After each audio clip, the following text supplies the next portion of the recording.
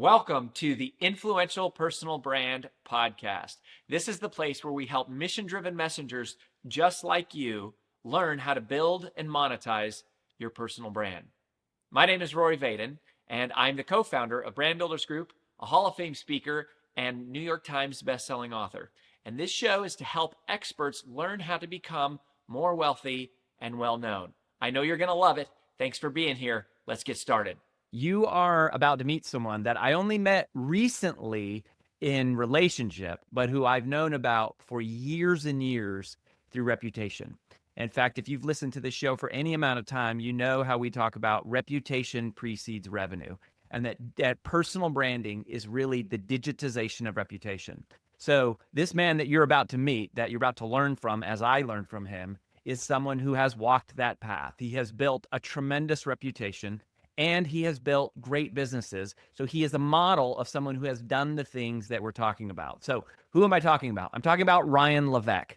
So Ryan Leveque is a 7-time Inc. 5000 CEO, which is extremely hard to do, particularly because the Inc. 5000 is based on growth every year. So that means you have to grow year after year after year. Very, very challenging. He's also a 2-time #1 national best-selling author. He's generated over $100 million in revenue. He successfully sold 2 of his businesses. He's been featured in the Wall Street Journal, Harvard Business Review, Forbes, Entrepreneur.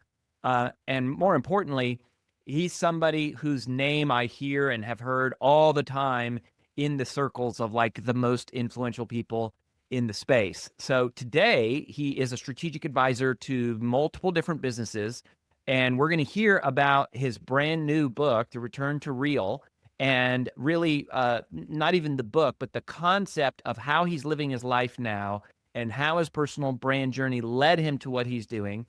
He's also writing by hand personally every single week, the Digital Contrarian, which is his email newsletter that he does personally. So we're going to talk about some of the evolution because he's sold software companies, he's built his personal brand, and he's made some changes here in recent years that we're going to learn about, and it's all tying into his new book. So, Ryan, thanks for being on the show, brother. It's great to have you. Rory, it's awesome to be here. I've been looking forward to this conversation. Yeah, so I want to hear, I want to talk about Return to Real, and I really want to I want this conversation to get to what you're doing today, and specifically how you're living today.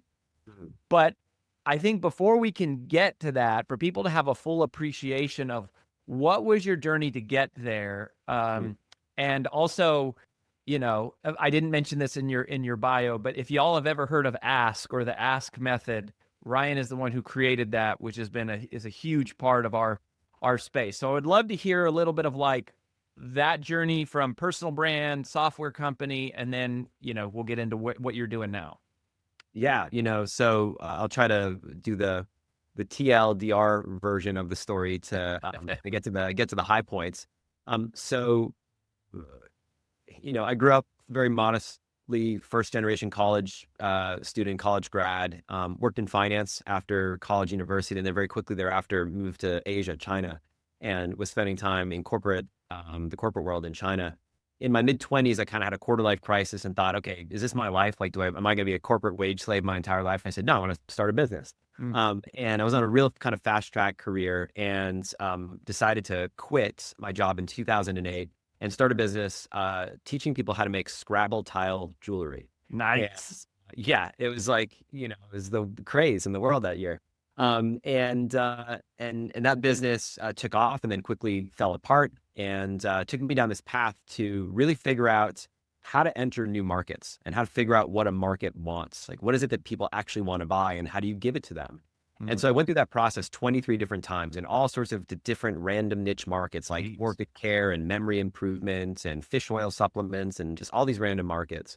And along the way, sort of built this methodology that, as you pointed out, became known in the industry as the Ask method. It used a combination of surveys and quizzes and assessments to really understand a market at a deep emotional level. And in 10 years ago, I decided to write a book, basically telling my story and the methodology. And I honestly, Rory, wrote the book, like most people, when you write a book, you want it to be like a better business card, right? It's like, it'd be great to have like a book that I could hand people And I didn't really expect it to do much more than that. And in the year that we launched it, it launched the week that we launched. It was the #1 best-selling book in the entire country across all categories. #1 on virtually all the counting lists, not the editorial list, all the counting lists, and transformed my life. And that book became the foundation of a company we started called the Ask Method Company, where we taught this methodology. Eventually built a software company called Bucket to implement that methodology. And then in 2024, sold the company and kind of took it full cycle. So yeah, grew that company, a 7-time Inc. 5000, fastest growing company, and transformed my life. And the thing that I'll say is, for the tiny little corner of the world that I've been part of and that I've occupied, from a personal brand standpoint, this is, I think, an important lesson to think about. Whenever I'm thinking about building a personal brand, I think about how can you associate yourself with a single word. So that way, in your market, the corner of the world that you're in, how do you create something so that when people hear that word, they think of you? And for me, that word was ask. In the world, anytime that you heard about ask, my name would be evoked. And that was very intentional. That was very strategic. And it served me for the better part of a decade in the empire building season of life, and built a very successful business that we're able to sell and exit on the back of that. Yeah, I mean, you're preaching our language. We talk about finding your uniqueness, exploiting it in the service of others, and nailing it to one word. Like, you are such a great example of that.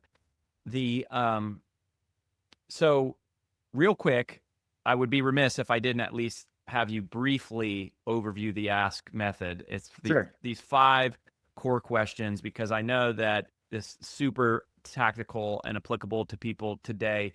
And the premise still holds true, I think, that everyone is like shouting, and you came in with like a whole different way of just approaching this.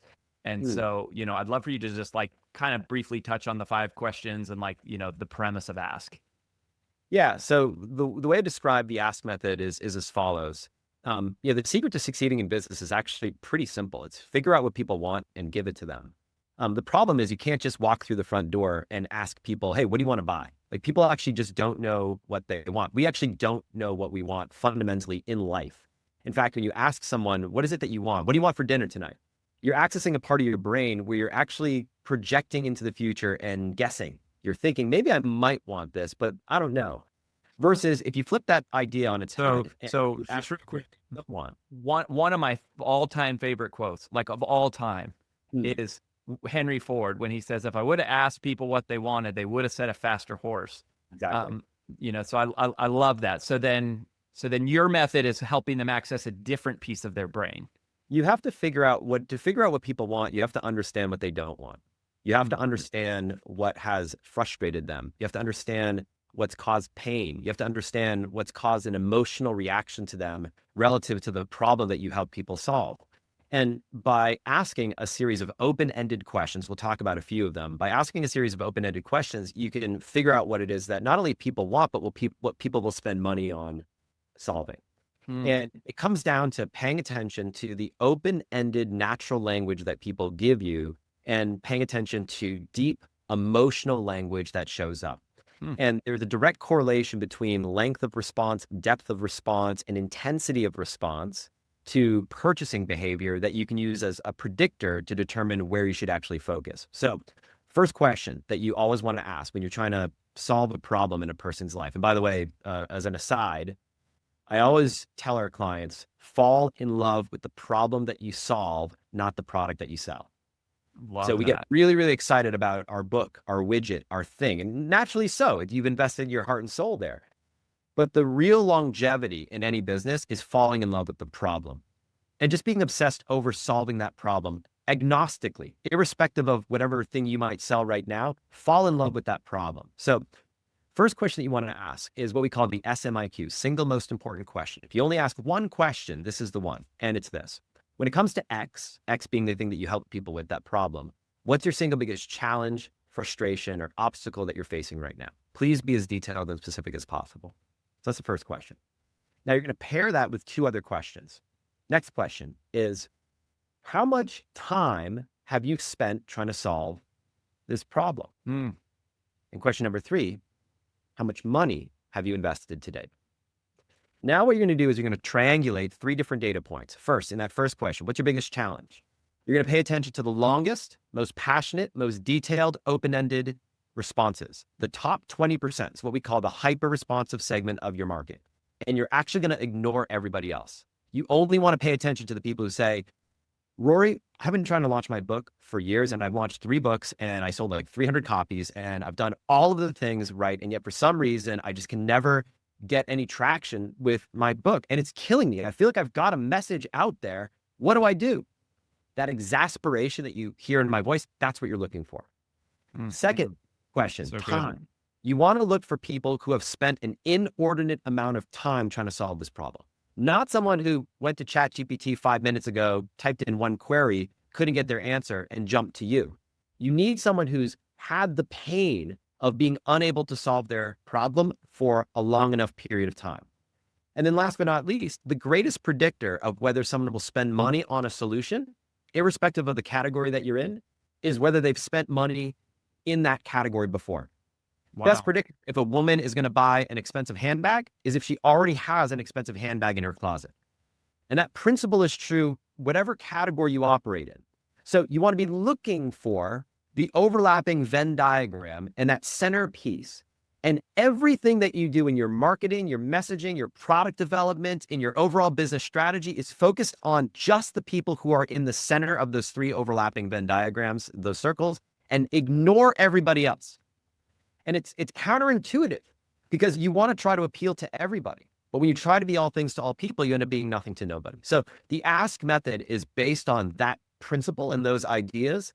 And of course, there are layers and layers and layers beneath that around data analysis and cluster analysis, and now how we can use AI to analyze language patterns to find these hyper responsives and the key language that we want to echo back to our market, because your message should come from your market, not from your mind. Instead of coming up with your own catchy marketing slogan, don't lean in to the temptation of sanitizing the language your market gives you and echoing it back in a more clever way. Take the language verbatim in the way that people describe it to you, echo it back, and what you'll find is that what's true for one is true for the many. So Ask Method is all about this. Of course, there's layers and layers and layers to it. But that was the premise of the book, premise of the company that we founded, premise of the technology that we built. And So the premise, I want to talk about the first technology because so that's so powerful, right? And it's so clear. One of the other things that I really respect about what you've done, so one of the things that we say a lot is we say people don't pay for information, they pay for application. And so in the future, especially as information becomes commoditized, particularly with AI, it's like the real game is rush to applying the principles, implementing the things. And many personal brands don't do that, and they're slow to move into that area. And you were one of the first that you built an actual tool around your methodology that made it real, that made it available, that people could apply the information. So how did that start? I mean, you went from like working in the corporate world to an entrepreneur to all of a sudden now you're developing software. Like I didn't hear software engineer like in your background previous to that. Like you were doing Scrabble bracelets. Like what made you think you could pull this off? And then how in the heck did you pull it off? Yeah, well, look, I mean, everything that you've done in your life is something that you've previously not done. Full stop. Sure. And we all have different aptitudes and capabilities and personalities and skills in different areas. I've never been afraid of taking on a challenge and trying something new. So that's, I think, the first part of it. But there are layers beneath that. Every product that we created was born out of a problem/opportunity that emerged from a previous product that we developed. So, for example, when I had the success in the different markets that I went into, what happened next is that big companies started approaching me and asking for me to help them implement this model in their business. And I did that. And I had a few businesses that I worked with that basically the marketing campaigns and funnels that we built led to explosive growth. To the point that, like, for example, there was a project that I was involved in where we were doing about 100,000 leads, opt-ins, email opt-ins a day, 100,000 leads a day in a high volume fitness space. that grew this company to 9 figures. I was part of 2 exits as a result of what we built. So one was in the golf market, built a company called Revolution Golf, built an assessment in the golf space to figure out what was wrong with your swing. And we had over 10 million golfers go through that assessment. And then we sold the company to NBC. So NBC, the Golf Channel, bought this business. And I had a small sort of piece of that, not a big piece of that exit, but a very small piece of this. The next one was we did the same thing in the business funding space. And we built an application called Loan Builder to figure out basically what type of business loan is right, for your funding needs in your business. And that company was bought by PayPal for about $180 million. So I saw the power of what I was doing in this process. And so that led me to this, well, if I want to, I've seen these businesses, like I got crumbs on these little exits. Maybe I've got something here. That in turn inspired me to write this book, build a company around it, shift my model from working with companies to actually build IP and infrastructure and a team. And, at 14,000 businesses that went through our training programs to implement all of this. And along the way, what happened was people said, what tool do we use? Like Survey Gizmo doesn't quite do what we need it to do. And Google Forms doesn't do exactly what we need to do. Like we need this, this, and this. And how do you do that? And my answer was, well, yeah, you just have your development team, develop an application. And as I was starting to work with smaller and smaller businesses that didn't have an engineering team, I realized like, I've got to create a solution. So found a partner to answer your question in that space. Got it. Development skills, very, very, very limited. I know a little bit of, back in the day, coded my first website with HTML, CSS, and PHP and a little bit of JavaScript. But that was just me, as a hack, learning, trying to figure stuff. I'm not an actual proper developer. So I found a partner in that space. We did a pre-launch of the offer. We had, I think, 1,000 people pre-order the software. Like before it was launched, they just put down a deposit and they said, we want this when it's launched. Cool. And so we launched to 1,000, monthly recurring revenue buyers just out of the gate, and then scaled that business. Now, along the way, what happens is, and I think this is important and relevant from a personal brand standpoint as well, is that your success will breed competition. People will see you in whatever it is that you're doing. And because most people are unimaginative and they need to see an exemplar of success in order to know what to follow. They'll see your success. So like in your company, you've got copycat competitors that come in and watch what you do. And the more successful you are, the more competition that you attract. So success breeds competition. That's just like a universal law of capitalism. And so along the way, we had, 14,000 students who went through our process. We bred our own competition. So, clients of ours, software users of ours said, hey, we can create something, similar to that. So you get more competition in the marketplace. And for me, I recognized that this was showing up, that there was increasing competition. I recognized that the technological, I'll call it development life cycle in an application was shortening more and more, particularly with the advent of AI over the last few years. And I recognize that. I recognize the writing on the wall around SaaS as a business model. Like today, you can use through vibe coding and third-party applications, you can say, hey, that software over there, like that scheduling software that I use right now, can you just build me a version of that so I don't have to pay a monthly recurring fee on that software? And with reasonable success, you can build that. The paradigm has changed. So I recognized that. I saw the writing on the wall and I said, this is probably not the right business model to be in for the next decade. I'd also been on a decade-long sprint, empire building mode and hustle. Clearly. That.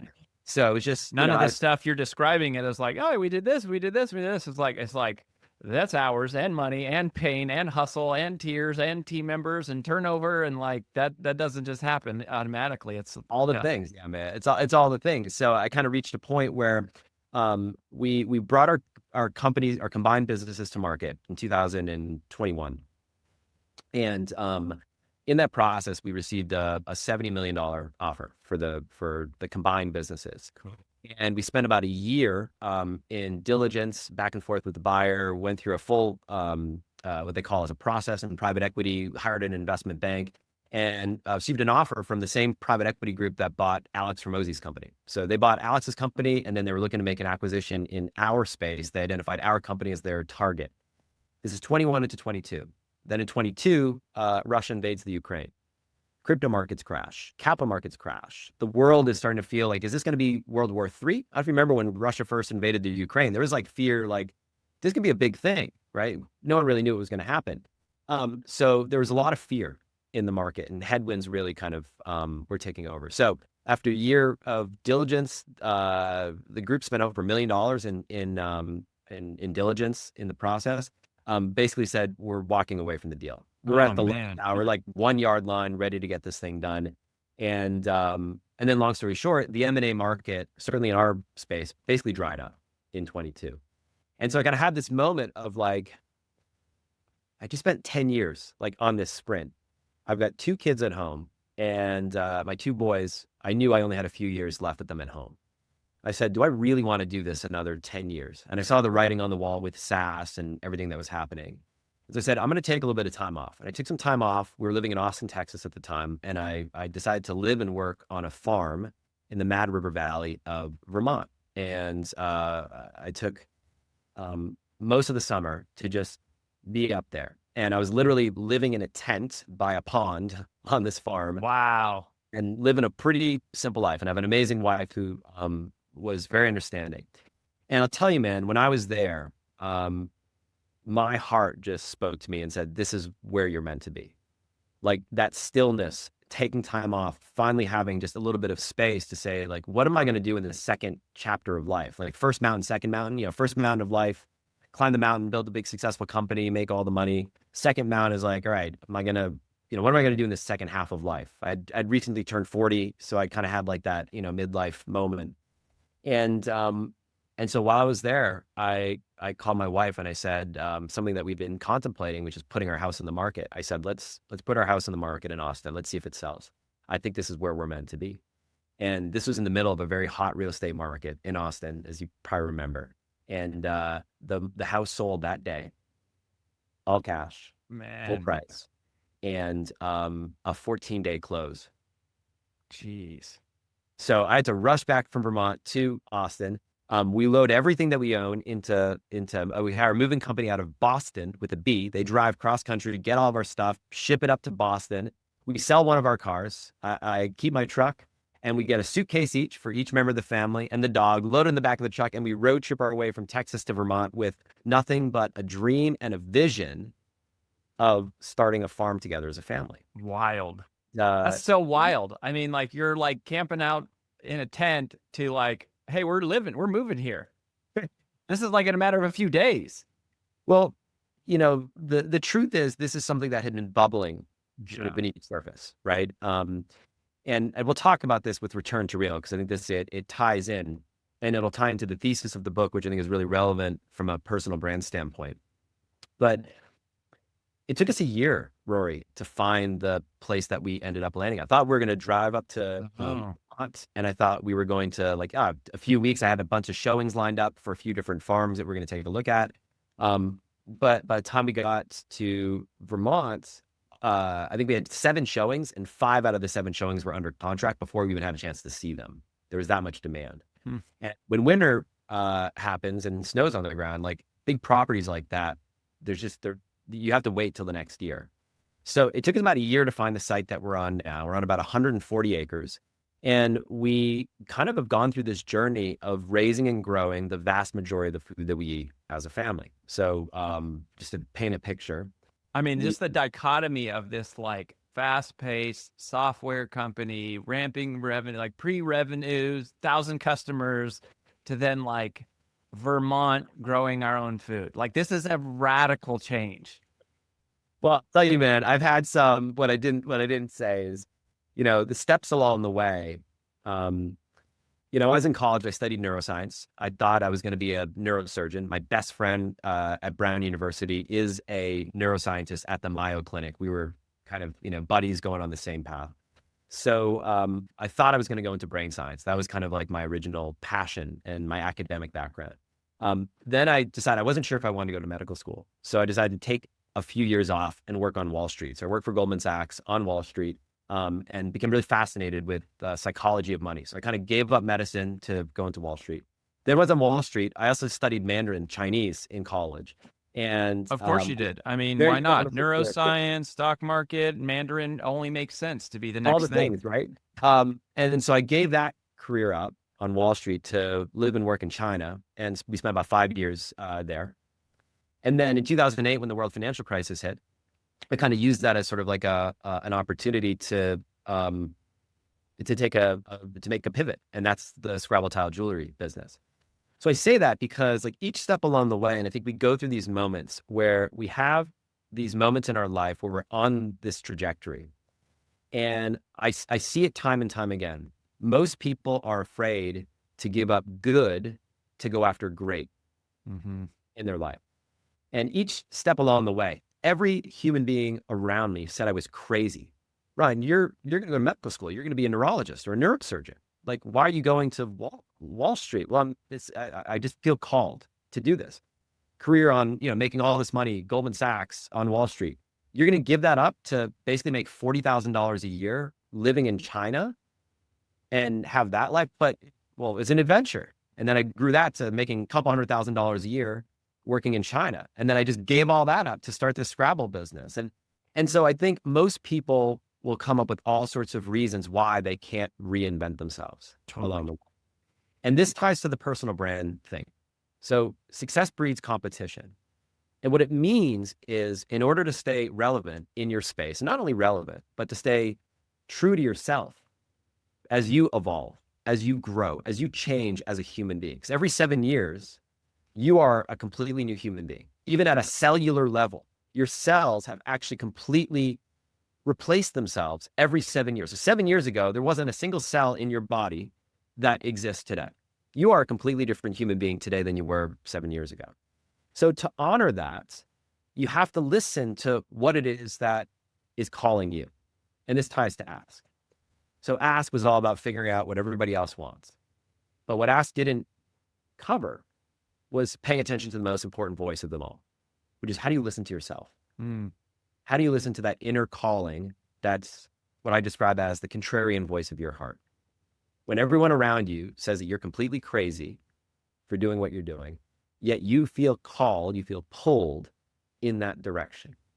How do you quiet all the noise and listen to that voice, that real voice, that authentic voice that enables you to seek and speak truth?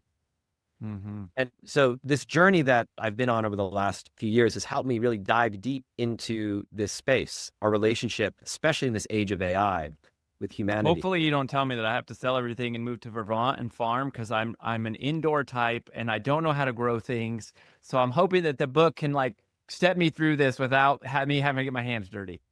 Yeah, well, look, I think so there's a couple of things. You bring up a really good point. So let's talk about what is Return to Real. How is it relevant for anyone looking to build a personal brand? And this is the new book. So this is your journey coming full circle to like, here's where you are now. Here's how this evolved.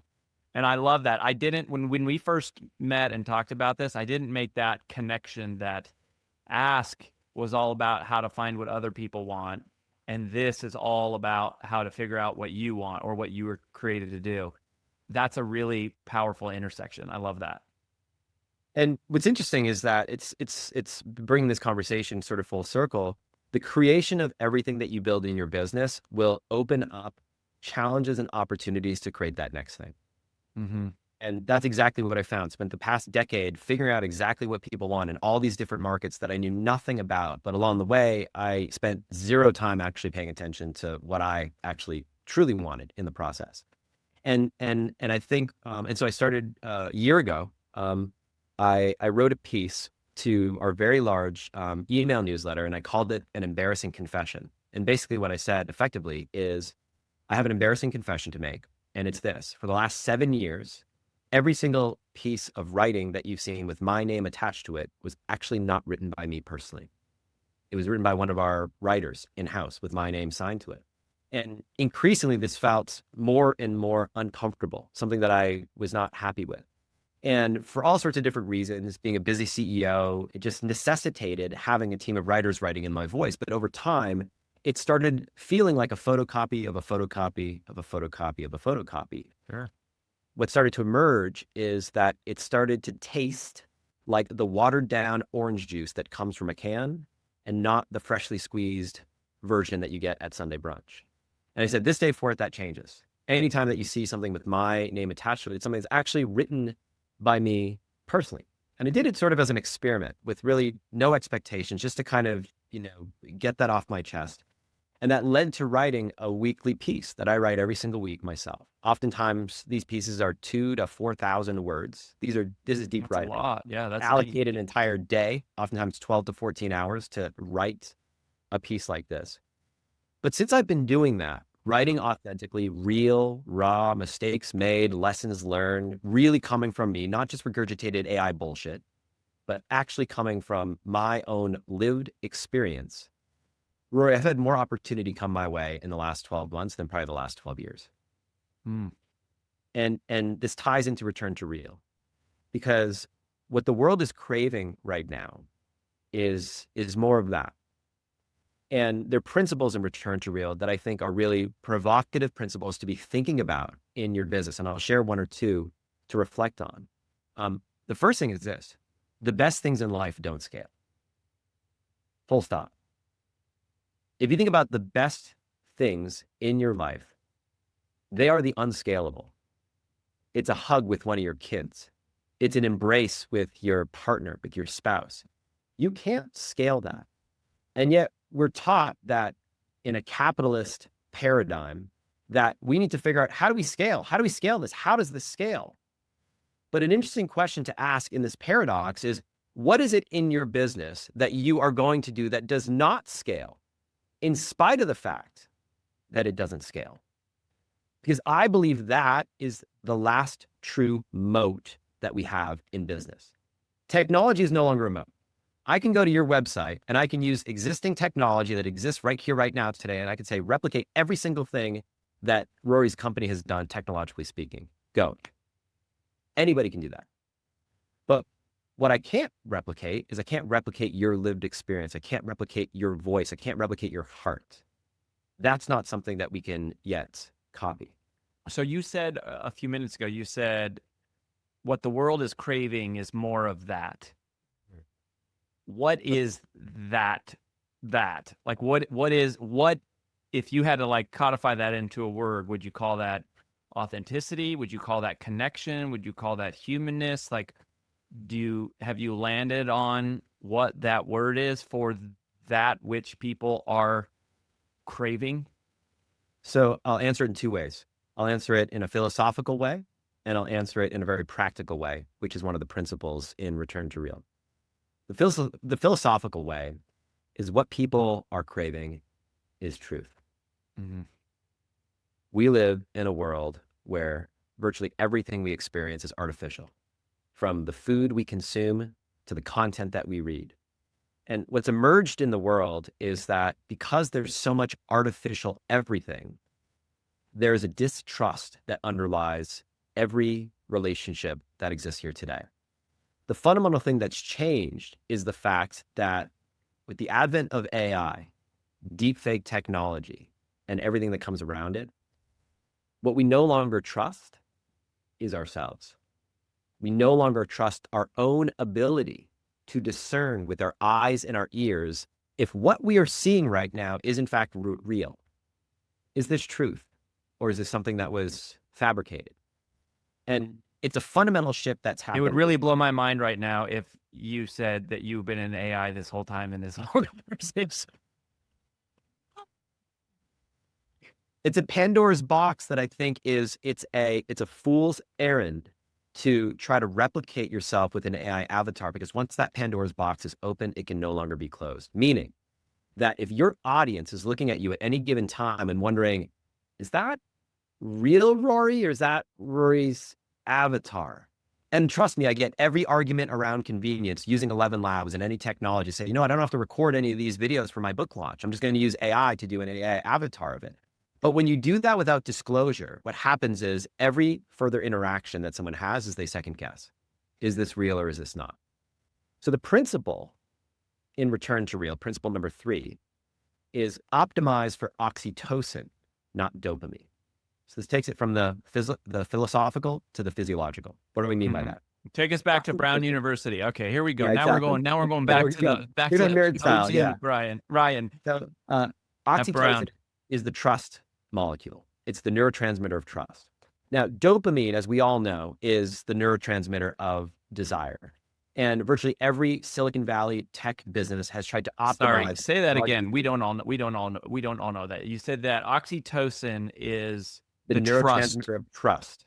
Okay. So it's often thought about as the neurotransmitter of love, because mothers will elicit oxytocin when they have their baby close to them. Men and women experience oxytocin. It manifests itself slightly differently in different brains Okay. with the different genders and different sexes, but you can think about oxytocin as the neurotransmitter of trust. Well, It's dopamine.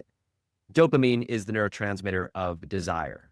Got it. And so when we have all of these dopamine feedback loops, whereby, for example, you go to social media, you post something, hey, I just launched my book, and guess what? It hit number 3 on the New York Times list. And you're like, oh, this is awesome. Then you put your phone down, and you walk away, and then your body's like, but how many likes did I get on this post? So you rush back, and then you look at it. It's a dopamine feedback loop, because your brain ultimately is craving these happy neurotransmitters. There's a few of them. There's oxytocin, there's serotonin, there's dopamine, a few others. Your brain is craving these chemicals, and that's what drives basically all human behavior. We do things because these neurochemicals in our brain make us feel good, and at the end of the day, we want to feel good and feel less pain. So we feel happy when we watch something funny, or we exercise. And we have an endorphin rush after a workout at the gym. We do things because they create these positive feedback loops of good feelings. Now, oxytocin, in contrast to dopamine, with a few exceptions, only is elicited through in-person experiences, when you actually interact with someone on a face-to-face level. And much of the loneliness epidemic and sense of disconnect that exists in the world here today is driven by the fact that most people are operating with an oxytocin deficit in their brain. Now, they don't know this. People don't know that this is true. But much of the dissatisfaction and the malaise that exists in the world here today, and emptiness, is because we've replaced so much of these deep, immersive, in-person experiences with more and more proxy-based experience lived through a screen. And so we have this absence in our physiology. Our biology is missing this right now. So in a world that's been optimized around dopamine, I believe oxytocin is the next competitive advantage. Because once people experience that, they want more of it. Once they recognize that this is what they want. So the whole thesis in the book is that in this AI era, where we're questioning this a relationship with authenticity and humanity, the thesis of the book is that what's good for our biology, what's good for our body, what's good for our brain is actually good for business. Because the world is craving this right now. To answer your question, the world is craving more of this. So the opportunity for those of us with personal brands, for those of us who are entrepreneurs, is to fill this void in the marketplace and give people what they actually want, which is ask. Showing back up. I mean, that's wild. So, Brand Builders Group. So we have about 50 employees right now, but they're all remote, and we've built the whole company remote, and it's how we operate. And last year, AJ, so my wife, my business partner, our CEO, she comes to me and she's like, "Hey, I found a building. We're going to buy this building." And I was like, "Buy a building?" I'm like, "None of our people are going to want to go. Like a bunch of our people live out of state." And she's like, "Yeah, it's not for our people." She's like, "It's for our community. We're going to start hosting in-person events every single month for our community." Because we started in 2018 and then COVID happened. So almost our entire company was virtual. Like the whole encounter with us was courses and then live virtual events. And then, it's evolved. And she was like, I just think this is the future. And just like out of nowhere, it's like, okay, I guess we're going to buy a building. And she bought a building, we bought a building. And now we have these in-person events, and it's been crazy. Like the wait lists are insane for these events, Ryan. Like, you're putting a neurological description and profile to something that she felt intuitively. Totally. And so there's scientific evidence and data that backs up that gut feeling that we have. And I believe the opportunity in front of all of us is to lean into that. And it's going to show up differently. Your version in the business, the building that you bought, and the in-person events that you're running is a variation that works for you. It's real for you. But what's right for you is not going to be right for anybody else. Sure. The question is, what does this look like? How are you reinventing yourself in this new era? Is it staying in relevant? person? Is that the main thing? Is That's one of the principles. okay. That's principles. I mean, the confluence of events that's happening right now. There's a three colliding forces all happening at once in the world. There's an economic force, an environmental force, and an existential force. So the existential force is the one that most people are most familiar with, and it's our relationship to AI. As the deeper questions with AI, what does it mean to be human? What is our role? What is our purpose if we're not the most intelligent being or organism on this planet? Where does that leave us? And there's so many second and third order effects that are showing up around that. But in concert, at the same time, we're experiencing economic forces that are reshaping the world. So Ray Dalio describes this as the big cycle, which effectively every 80 to 100 years, we have a big debt cycle that resets. And the last time that this happened was in the Great Depression leading into World War II. And we're due for that next reset. And these resets are when we have a change in the world order, when a new superpower typically emerges amidst the ashes of this turmoil. This is where currency devaluation takes place. And the reality is that no living people on this planet, save for the centenarians that are still alive today, have lived through that period. So our generation, even our parents' generation, Rory, have not lived through this. So it's uncharted territory for most living human beings right now to know what it's like to experience that type of economic environment. We did a podcast on AJ's grandmother. She just died a couple years ago, but she was 103. And I interviewed her on our podcast when she was, I think, 101. And she was talking about, so she was born in 1912. So she was Wow. She was talking about the Great Depression. She was talking about the first time she saw the airplane, like exactly what you're saying. But it was like, yeah, so I think she died like 2015. So it's like it's exactly what you're saying. There's nobody else left that's been through that. That's a crazy We have thought. no elders. You and I are closer to being our elders, the elders on this planet, than we are to being youth. So we don't have elders who have gone through this experience. So there's the economic force of what that means. And then the third is the environmental force. We're living right now in the middle of, what Nathan Hagens describes as a carbon pulse, where effectively we've taken 4.3 billion years of sequestered carbon in the form of sun's energy that we've transformed into fossil fuel, and we've extracted and used this fossil fuel. And when you do the math, and you look at how much energy is a barrel of oil, it's like, 1,000 humans, like 1,000 humans worth of energy is contained in that barrel of oil. But that's a finite resource. It's not something that we have unlimited access to. And so we have this reckoning that is emerging both environmentally in terms of the environmental impacts that the infinite growth in a finite system is having. We have the economic impact of this changing world order where China is emerging as the next superpower. We are living in a dying superpower right now in the place of the United States. And at the same time, we have AI as this force that we don't know. Is it going to solve these economic and environmental problems? The irrational enthusiasts of AI will assume that, yes, AI is going to solve all these problems. And then you've got a cripplingly fearful segment of the population who thinks, no, AI is going to take over the world and it's going to be this dystopian future and life is going to be terrible. And then you have the painfully ignorant segment of the population that has no idea that any of this is happening right now, which is the vast majority of people who are sleepwalking through life. And the question is, how do we navigate this next season of life? And this, to answer your question, is what the return to real is all about. It's how we navigate this next season. Part of it is oxytocin over dopamine. Part of it is more time with God-made things and less time with man-made things.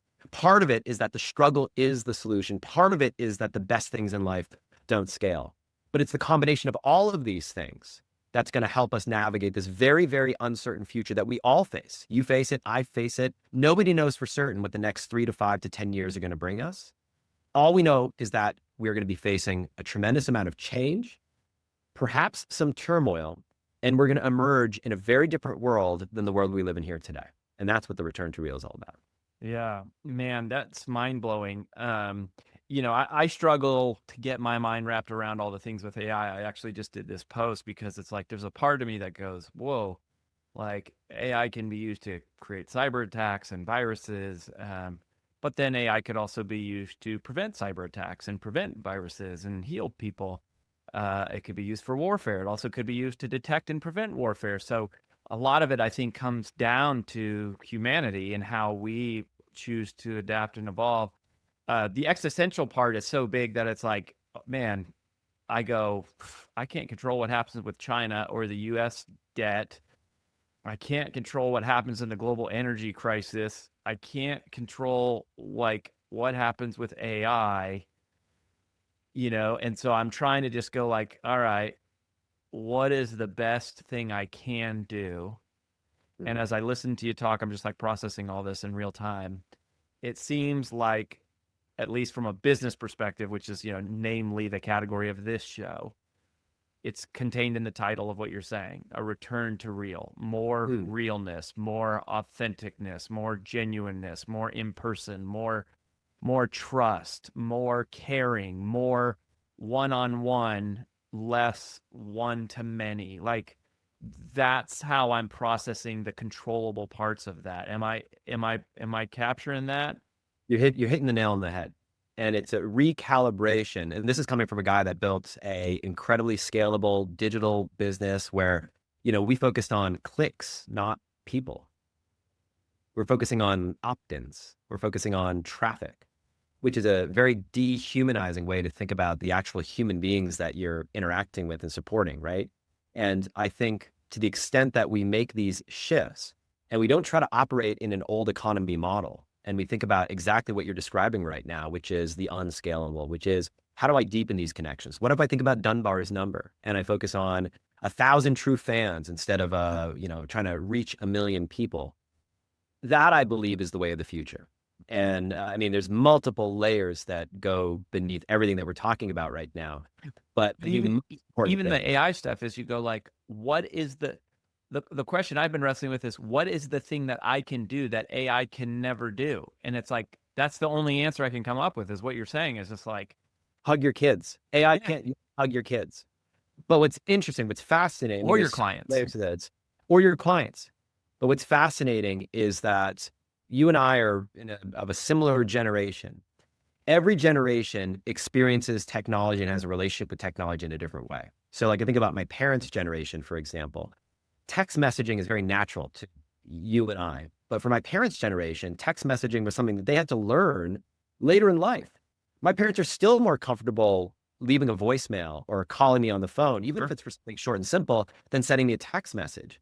And so when you take that sort of analog and transition it down to a younger generation, a generation that's 20, 30 years younger than us, it's not unreasonable to think that there will be human to AI relationships that exist among younger people that we think is just crazy. Like we can't even envision it.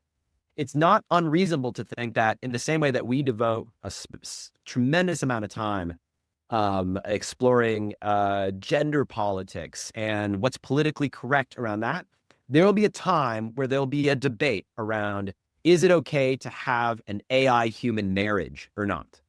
And there will be a side of that debate that is pro AI human and a side of that debate that is anti AI human. Now, we look at things like that and say, that's science fiction. That's crazy. That is not that far away. Oh, I saw it it was on ABC News, just did a thing of a guy that proposed to his AI bot last week. Like I saw what you're talking about is here. Yeah. Now the debate about it wasn't at this point. It's so novel. People are like, that's insane. That's crazy. That's just, that's just hyperbole to gain attention. And it's like, well, it didn't look like this guy was crazy. Like this guy would look like a normal guy who like genuinely loved his version of his ChatGPT robot, which is like, whoa. So yeah, So if you're not thinking about all of these questions and bringing it back to the relationship between these ideas and your business and your personal brand and what that all means, then you are putting yourself in a place to be made irrelevant and obsolete very, very quickly. So this is the debate. This is the conversation of our time that I think as business owners, as entrepreneurs, that we need to be thinking about And the argument that I'm making right now is the time to unite, because nobody knows the answers. I don't know the answers. You don't know the answers. Nobody knows the answers. But asking good questions, which comes back to ask. Asking good questions will help you to seek and speak truth. And I think that's what the world is craving right now. They're looking for truth. We're looking for truth. That's what we want. We want what's real. We don't want artificial bullshit that's just fed to us. We want stripping away the layers. We want what's real. And to the extent that we can deliver that to our audiences and whatever products and services we sell that contain that, you're going to be more successful, especially in this era that we're entering into right now. Amen. Brother, where do you want us to go to get Return to Real? All of you need to go buy this book. I mean, this has been like psychology and spirituality and like divinity and technology and neuroscience, like, and marketing strategy, like all wrapped up in one conversation. So where do you want us to go, Ryan, to connect with you in the new book? Yeah. So best place is to go to thedigitalcontrarian.com. Every week I write a weekly newsletter, and the writings from that newsletter have been foundational to the book, which at the time of this conversation is not yet available for purchase. So I know folks are getting excited about this. That's the best place to connect. That's the best place to be notified as soon as the book is available for pre-order, and to connect further around the ideas that we've explored here in this conversation. Man, I love it. I've always said, surround yourself with the smartest people, and I feel like this has been an honor to just get access to your brain and what your journey of what you've been through, what you're thinking on now, and using that to bring clarity. And I love where we land on just humanness and connection and giving people hugs and impersonness, like that. It seems just like that has to be a part of the future, because it's the only thing that I can think of that AI cannot do. And it's the thing everybody wants and we're all craving. So I love this. So we'll put a link to digitalcontrarian.com in the show notes. If you forget, you can go there. Go follow Ryan and send him a message, leave him a comment on social media, and just let him know what you thought about this. So deep and powerful, and also practical and tactical, Ryan. What an honor. Love getting to know you, and definitely wishing you the best in this next chapter, brother. Appreciate it. I've really enjoyed the conversation and looking forward to many more.